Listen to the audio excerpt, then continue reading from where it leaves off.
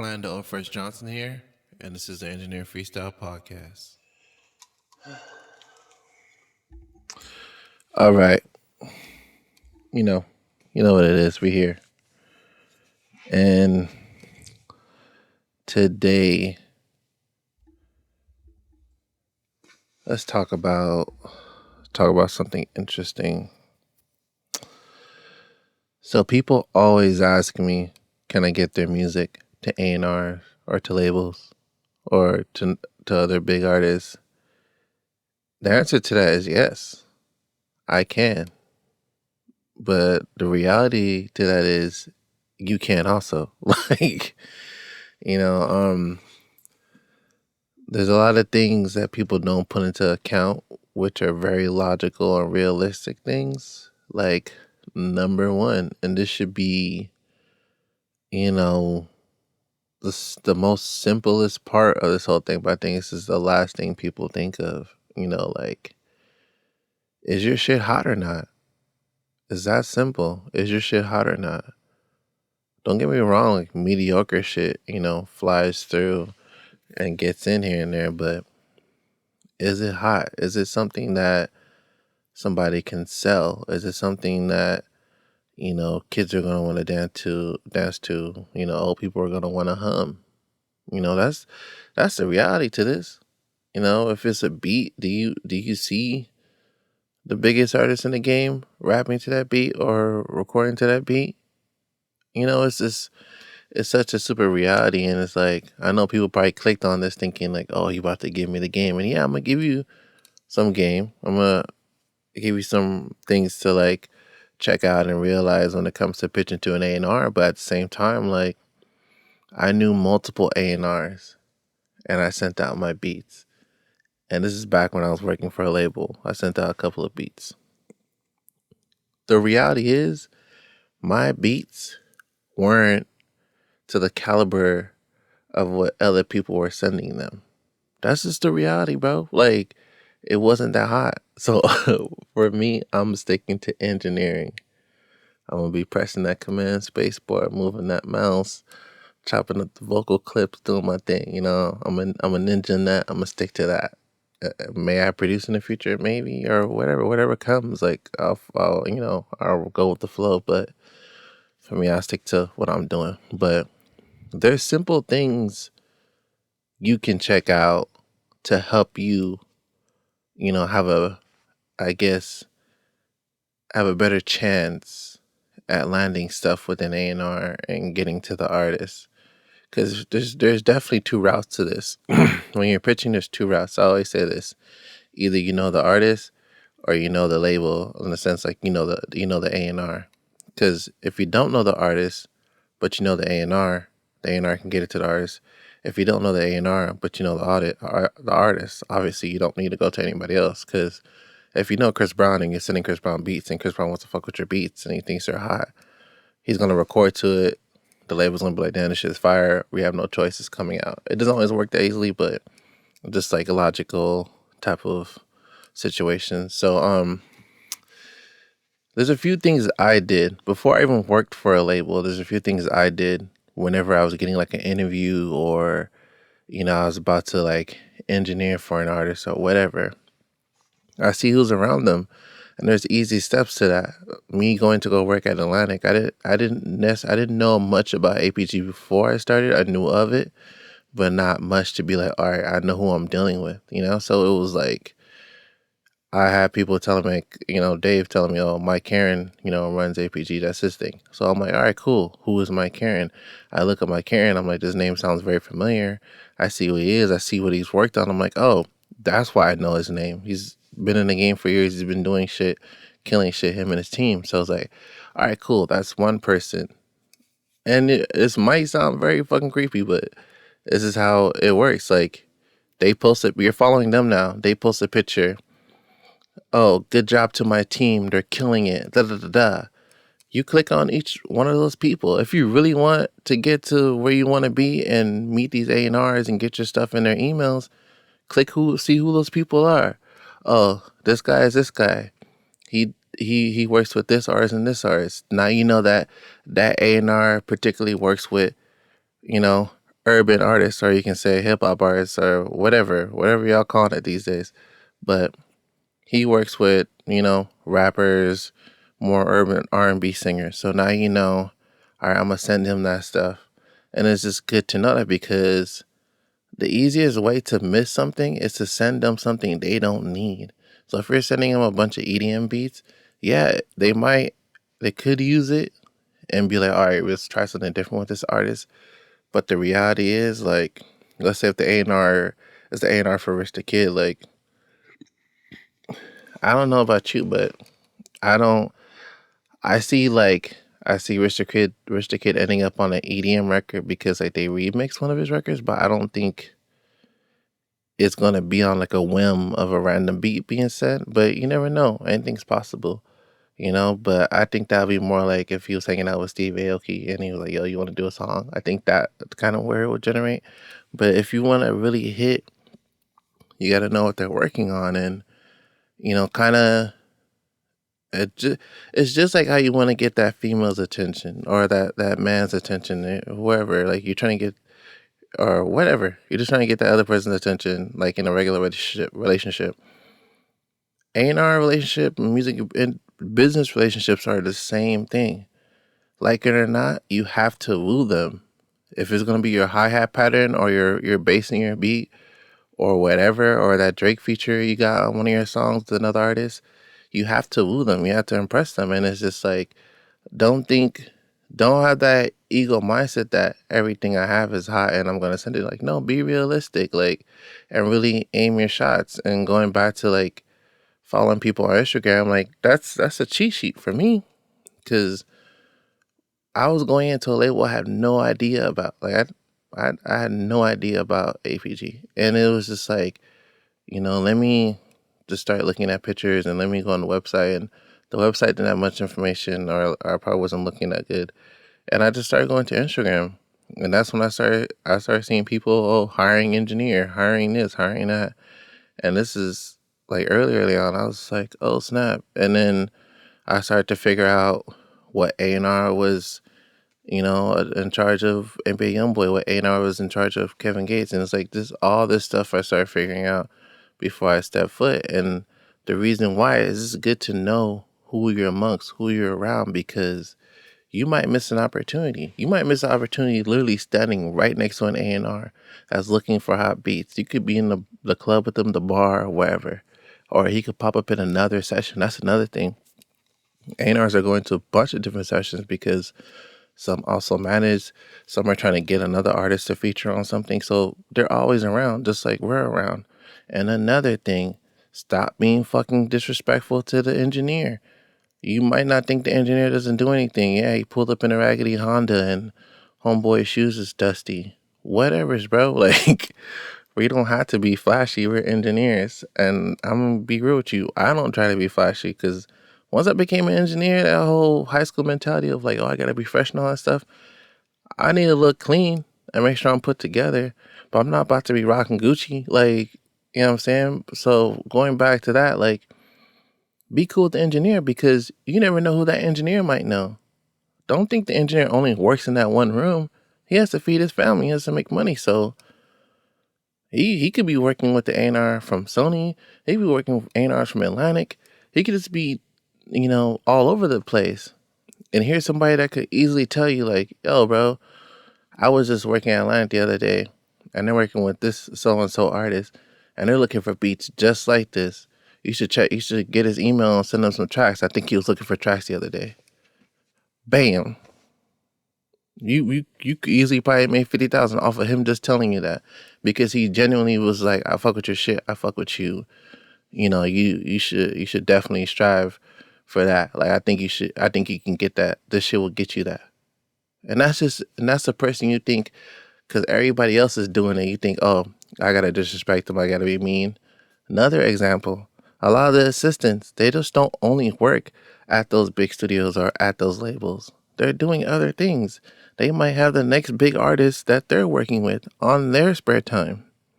And they hear your beats and you might not get that money right away, but that artist blows up and gets mixed by Jason Joshua and they go number one or number two, wherever on Billboard. Like, You're in money, so don't shut your opportunity by not paying attention. This goes back to the other episode. Keep your eyes and your ears open at all times. At all times. I have people DM me telling me I'm giving them gems and all that stuff. Because to me, I'm not trying to hold any of this stuff. I don't see the purpose in that. I really want people to win. Like everything around me, I want to win. Anybody that works with me in my studio, I'm still in my studio, by the way. It's a different look, but I feel like changing the camera angle for the podcast. Hopefully, it works out. But yeah, man, like being on that, Instagram is such your friend, man. It's such your friend. You can easily see what other producers, other songwriters, and that's another thing. Like collaborate. There's guys that there's songwriters that don't post a single thing. There's producers that don't post a single thing, but stay in studios, stay in sessions left and right. All you see in them is just posting the next thing that they're on. Oh, I did 3 tracks on this. I did 4 tracks on this. So it's important. It's important to not downplay people and really talk and connect. And if somebody wants to listen to your tracks, I invite people to listen to your tracks all the time. And it's funny. A lot of people don't take me up on that offer. They really don't, because their first inkling is, oh, this guy is just an engineer. He doesn't have nothing. I don't have the. I'm not saying I'm the key. I've been called that before, but I'm not saying like, you know, I'm not saying I'm the key, but it's just like, if your shit's hot, bro, I have a couple of people that I can send it to immediately. Simple. If it's hot and I really fuck with it, there's a couple people I can send it to immediately. Now, does that guarantee that they're gonna take your shit, give it to the biggest artist? No. But that's another opportunity. And at the end of the day, it's a numbers game. The more opportunities you get, the more chance you have of actually landing something. And you can land one thing and change your whole life. Look at what is it? How you say it? Young Keo. I can't say it right. Somebody's gonna butcher me in the comments. But Lil Nas X, I'm pretty sure he was doing his thing before that. He was selling beats on BeatStars and probably got a couple of placements. I'm not sure. I don't really know his full story, but look at that, man. That shit, I know that shit changed his life. There's no question to that. The Old Town Road is everywhere. Everywhere. And I'm pretty sure his manager knows the game. If you know who his manager is, he knows the game very well. So I know that helped out tenfolds too. So it's just like, it's simple things, man. Just paying attention to who's tagging who's around who, and don't think you're too big to send tracks when A&Rs post links saying like, yo, send beats, we need beats. How many times, this is a great story for this. This is a great story for this. I literally was at APG one day, sitting down, minding my own goddamn business, probably on my computer messing around with Pro Tools, because I was still kind of learning a lot of stuff at that time, or just reading a book, because I was reading also way more heavier than we were chilling. But Kevin Gates walks out. This is the first time meeting him. Walks out the door and was just like, "Yo, but bro," or something like that. He was like, "Yo, you got any beats?" And in my head, I'm like, I wish I was good at making beats, because I would have gave him like 10 or 5. Like, here you go.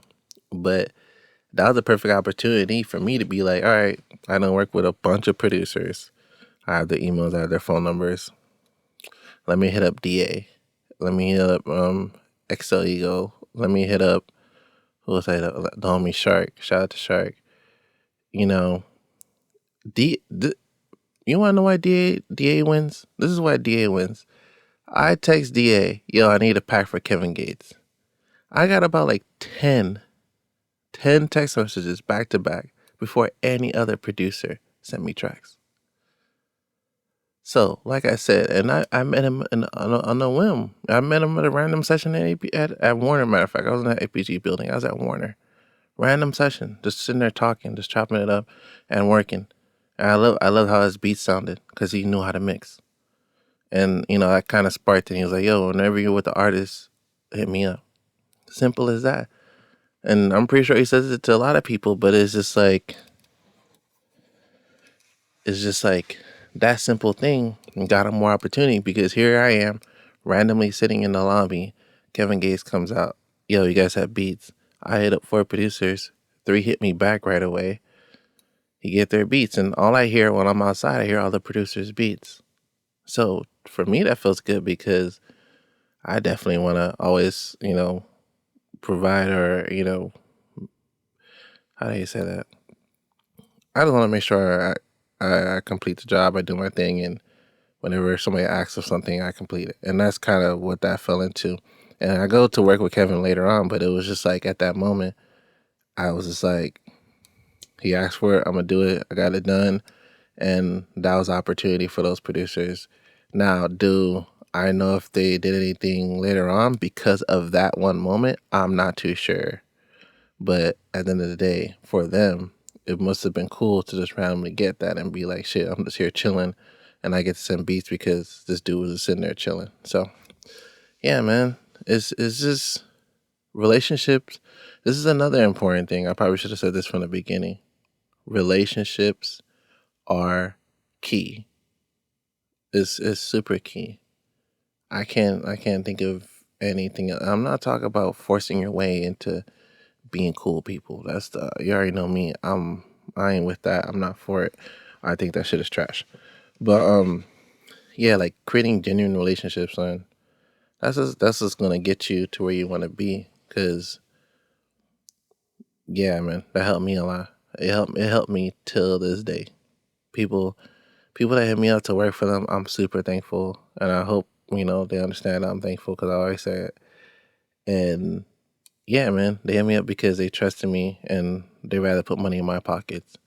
So when a motherfucker tells you it's nothing personal, it's just business, they're basically saying fuck you. I'm gonna let that be known right now. I hate hearing that shit because that's just so fucking stupid. You know, being laid off by somebody you never met, that's not personal. That's business.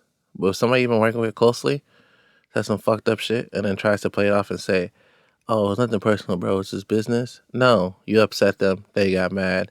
They found a way to get back at you months later, and now they're doing it. So don't take that shit lightly. But yeah, man, not to hold this up to prolong this, but remember, is you have to just open your eyes and pay attention to what other people are doing. Let's stop focusing just on yourself. You have to pay attention to what other people are doing because those are the people you need to get those opportunities and get your stuff heard. I'm not saying go be a groupie. Don't be a groupie. But just make smart moves. Follow A&Rs that you're into. If they work with the artists that you like, follow them because you never know.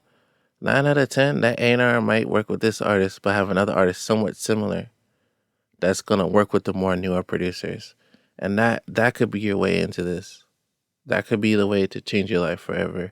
Or you might meet another perfect example. You might meet an artist that's super green and needs a guy, and it might take a little bit longer, but now you guys can create your own sound. So it's possible, man. It's very possible, and I wouldn't take none of it for granted. And it's frustrating, but you gotta have patience. Patience is key. Don't beat yourself up. Patience is key. But at the same time, make those right moves, man. Follow. If you're really looking to get your music to A&Rs, I know a couple. I always repost it. Follow me, Orlando Fresh One. Follow me, and you'll see. I reposted 2 today. Well, like I said, it's not gonna be relevant in time because it might be posted later. But I posted 2 opportunities today. APG was hiring, and A&R is looking for beats and looking for songs. And I'm pretty sure if you go through my page, and look at people, you'll see a bunch of A&Rs and managers and stuff. And it's like, most of those guys are cool people. They're not, there's some A&Rs that won't reply, there's some that will reply, but it doesn't mean they're necessarily bad.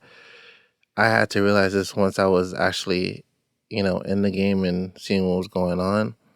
Sometimes it's so fast paced and so much is going on, and these guys have like 300 emails because they put up those posts. So it's like, it takes time, and don't quit. Just keep sending, but make sure you're really critiquing yourself. Ask the homie to check your beats, not your girlfriend that's going to tell you yes every time.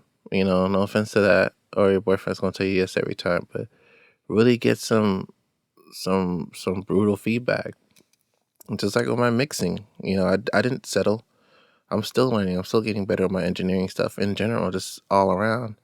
Even with this YouTube stuff, I'm new to it. Well, for those that are watching me on YouTube, and yeah, man, I'm just hoping I'm not missing anything. I feel like I'm missing something, but I'm hoping I'm not missing anything. But yeah, if somebody invites you to a session, go. If somebody asks you to play music for them, if you have the time, check that shit out. If you see people posting links on Send Your Beats, just send it. They can't rob you. They might get it remade, but that could happen regardless. That could happen even if you just post it on YouTube or post it on BeatStars. So, I try to don't be so fearful. Just take chances, because the last thing you want to do is just have your beats sitting on the drive, or have your music sitting on the drive, or, never put music out. And, yeah, man, that's kind of what it is. I feel like I'm forgetting something, but I guess whatever I remember, I'll put in another episode.